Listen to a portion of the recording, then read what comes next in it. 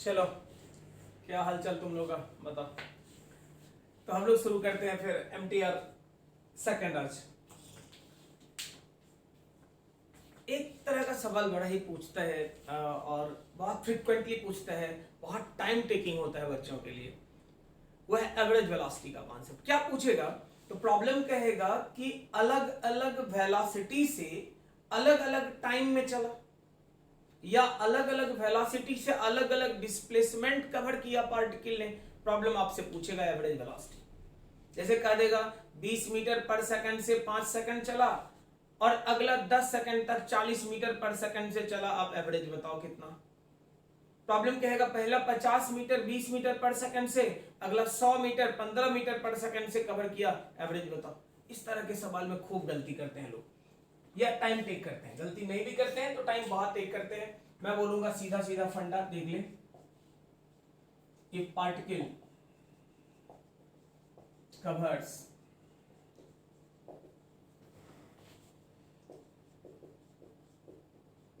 different displacement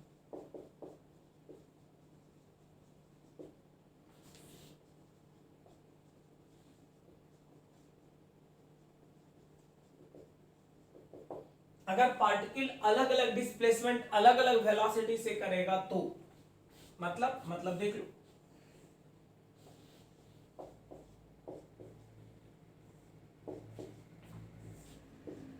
इस तरह का एन तक चला गया।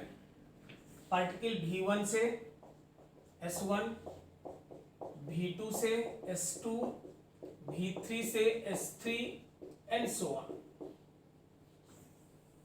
इस टाइप के सवाल में एवरेज वेलोसिटी क्या कहोगे?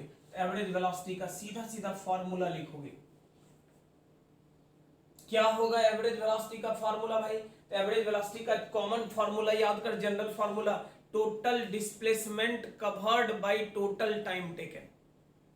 Total displacement covered by total time taken. S1 plus S2 plus S3 plus total time मतलब S1 bye V1 S2 bye V2।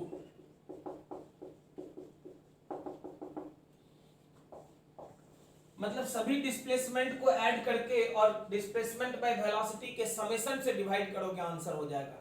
आपको एडवांटेज देगा प्रॉब्लम। क्या एडवांटेज देगा? तो अगर S1 S2 सब बराबर है, एवरेज वेलोसिटी का फॉर्मूला सबको जोड़ोगे तो n तक में n हो गया, और यहां कहोगे तो 1 by V1 1 by V2 1 by V3। मैं तो बोलूं कि सीधा याद रखना कि n बाई एवरेज वेलोसिटी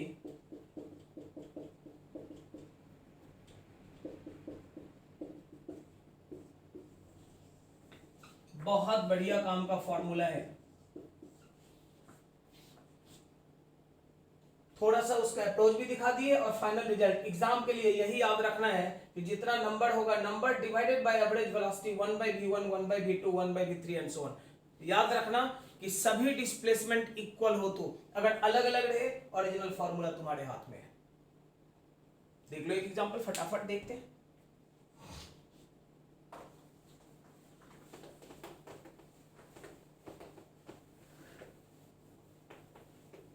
दोनों तरह के सवाल बात कर लेंगे।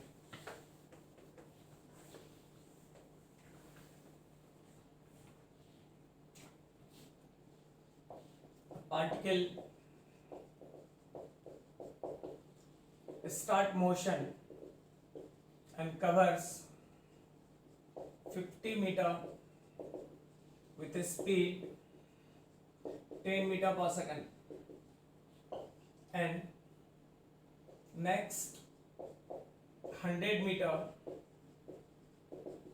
with a speed 25 meter per second. Then find average velocity. देखो यहां एक बड़ा इंपॉर्टेंट बात है ध्यान रखने का कि ये 50 है ये 100 है, दोनों अलग अलग है। ओरिजिनल फॉर्मूला लगा 50 plus 100 divided by 50 by 10 plus 100 by 25 हो तो गया आंसर। अगर अलग अलग है तो समेशन ले लो, divided by displacement by velocity के समेशन से डिवाइड कर दो, आंसर आ जाएगा। अगला एग्जांपल देख लो। Particle covers first S meter with 5 meter per second. Next S meter with 10 meter per second. And next S meter and next S meter with 20 meter per second. Then find average velocity. पहला S metre देख लो, पहला S metre 5 से, अगला S metre 10 से, अगला S metre 20 से, तीनों में एस बराबर है। यहां अलग अलग था, यहां तीनों में इक्वल है। अगर इक्वल है तो एक फायदा उठा लो, तीन पार्ट है, एन बाई एवरेज था। अगर 10 रहता तो 10, 20 रहता 20, एन है मतलब 3 है तो 3 बाई एवरेज वेलोसिटी, 1/5, 1/10, 1/20 हो गया। आंसर आ गया, एकदम गारंटी के साथ आंसर आ गया। एलसीएम ले लो ना, कोई दिक्कत नहीं। कहोगे कि एलसीएम अब 20 ले लो, अरे सही है। तो आप क्या कहोगे, क्या एलसीएम कैलकुलेशन कर लेना यार, कैलकुलेशन कर लोगे, जो होगा वही आंसर होगा।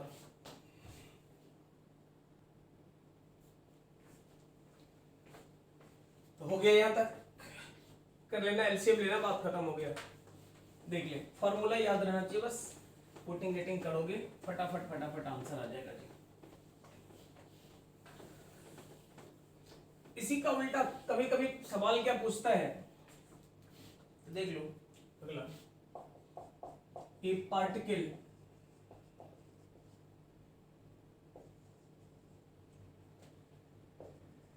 moves with different velocity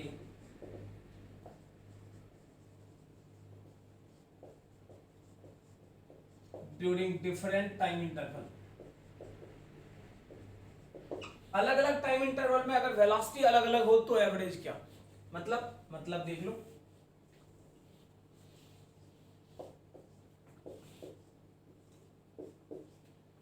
पहले पार्टिकल v1 से चला t1 सेकंड तक, v2 से चला t2 सेकंड तक, v3 से चला t3 सेकंड तक एंड सो ऑन। तो आप कहोगे इस केस में अगर एवरेज वेलोसिटी कहा जाए तो एवरेज वेलोसिटी का मतलब क्या, तो आप कहोगे v1 t1 v2 t2, बस मल्टीप्लाई करते जाना, divided by t1 plus t2 plus t3। अगर कभी ऐसा हो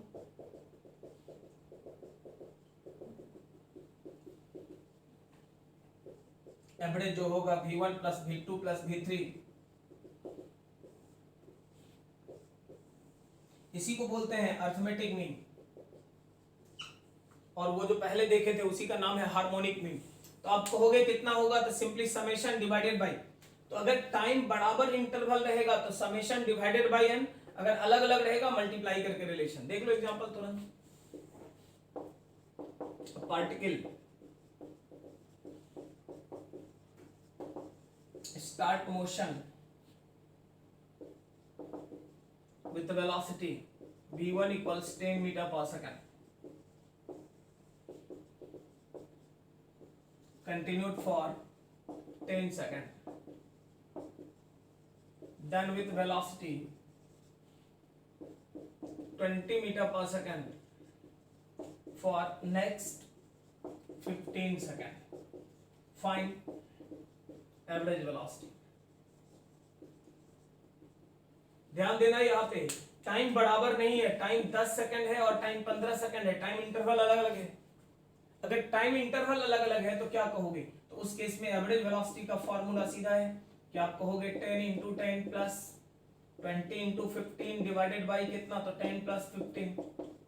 आप कहोगे 100 प्लस 300 डिवाइडेड बाई 25, आप कहोगे 400 डिवाइडेड बाय 25, आप कहोगे 16 के बराबर।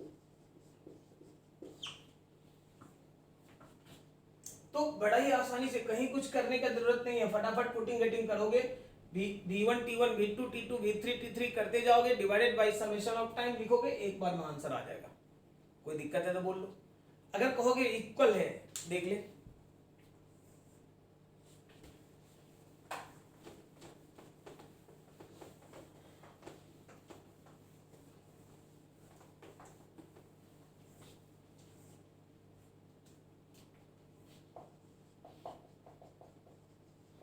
particle start motion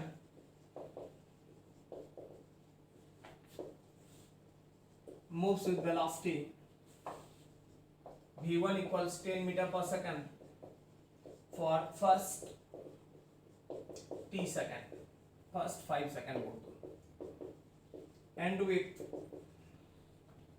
20 meter per second for next 5 second, and with 15 meter per second for next 5 second. Then find average velocity. ध्यान देकर देख, टाइम इंटरवल सबका बराबर हो गया, अपना फायदा है, सिंपली जोड़ लो सब वेलोसिटी को। 10 था, उसके बाद कितना था, 20 था, तो 10 प्लस 20 प्लस 15 डिवाइडेड बाई 3। आप कहोगे कितना, आप कह सकते हो, देख लो 45 डिवाइडेड बाई 3, आप कहोगे कितना, 15 मीटर पर सेकंड। कोई दिक्कत है बोल, छाप ले फटाफट छाप।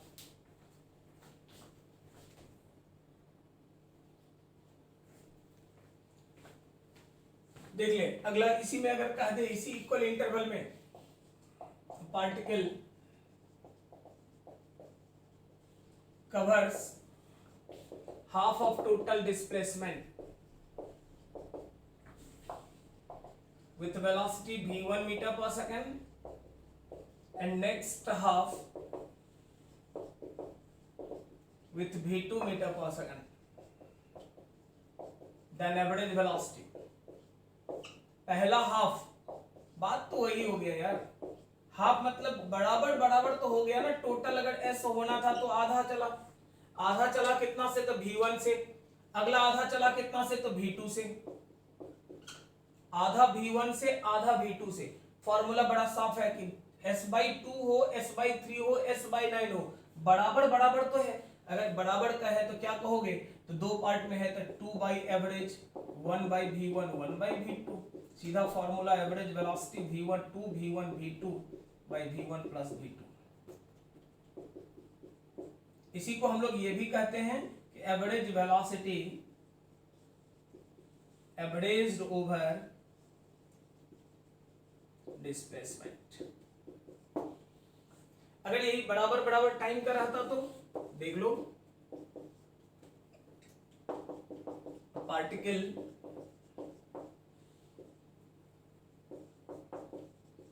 Start motion with velocity v1 meter per second and continued for half of total time, then with v2 meter per second for next half of total time, then average velocity। देख लो, पहला आधा टाइम तक कह रहा है कि v1 से, अगला आधा टाइम तक कह रहा है v2 से। पहला आधा टाइम तक v1 से, अगला आधा टाइम तक, मतलब this is t/2, this is t/2। हो तो गया, बराबर बराबर टाइम का खेल हो गया। अगर बराबर बराबर टाइम का खेल, तो एवरेज वेलोसिटी का सीधा formula v1 plus v2 equal है, नंबर से डिवाइड करेंगे, एक पार्ट, दो पार्ट, 3 रहता, 3 से 4 रहता, 4 से, आंसर यही होगा। तो इस टाइप के सवाल में टाइम किल करने का जरूरत ही नहीं है, बेसिक फॉर्मूला याद रखो, पुटिंग गेटिंग मारो, फटाफट आंसर आ जाएगा। क्लियर है?